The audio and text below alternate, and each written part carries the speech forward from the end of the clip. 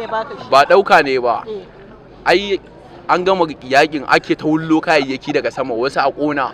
In ka ga abin da kake so sai ka ɗauka kamar ya zama mallakin ka ake cewa. To me hujjan ka kai na ɗauka?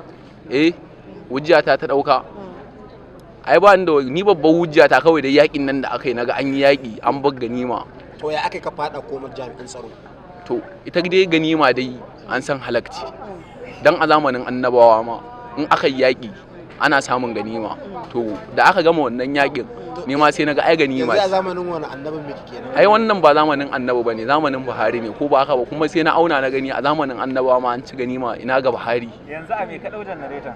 Abinda na dau janareton hannun fa na riko dan mitsitsi ne na gaya ma. Ya aka kama ka da shi? Yanda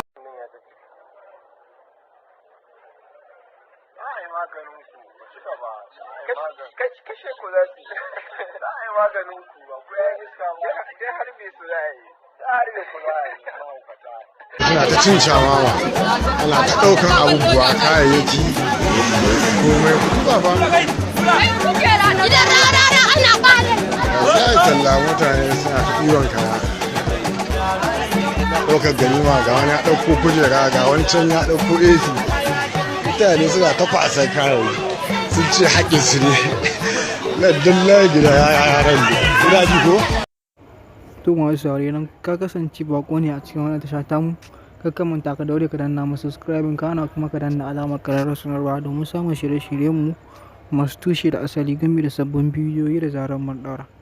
Muna sake mu godiya sosai da kasancewa da kuke da mu a kowane lokaci a cikin wannan tasha tamu mai albarka wato mai suna Sabon Tashi TV.